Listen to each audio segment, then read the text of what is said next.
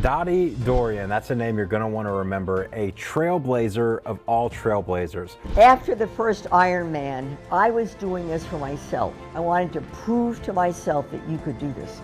Her story starts in the 40s and 50s when trying to play sports as a woman just were not as accessible.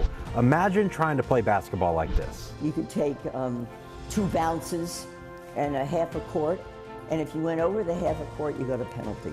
That certainly didn't stop her from participating or staying active. She was a kid, just like any other kid. A lot of the things that she's doing on her grandparents' farm. We didn't have TV. We didn't have any distractions. So we were our own entertainment. We had a lot of other neighborhood kids. We all played together. We did jump rope. We did just hopscotch. We did everything. And all the city games you play in the street.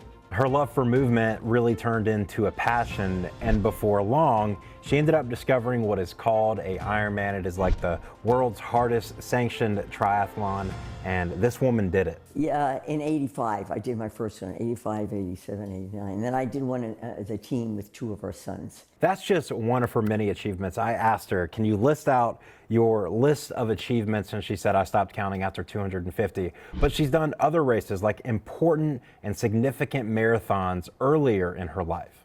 And we didn't have much of clothes. We didn't have much of anything. There's nothing like the moment when you cross a finish line, especially when the person on the loudspeaker at an Ironman says, "You are an Ironman." Those are pinnacle moments in somebody's life. But for Dorian, it wasn't just about crossing the finish line. It was about breaking barriers for women.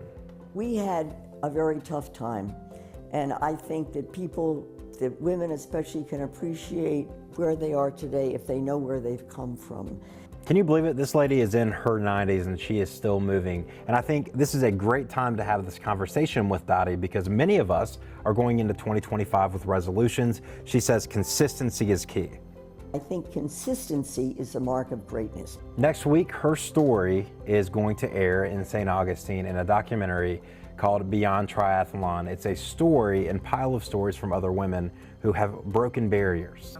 I'm very excited about it because I'll tell you this, you laugh and you cry.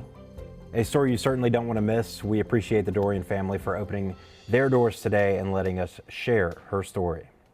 John Pkg, Channel 4, the local station.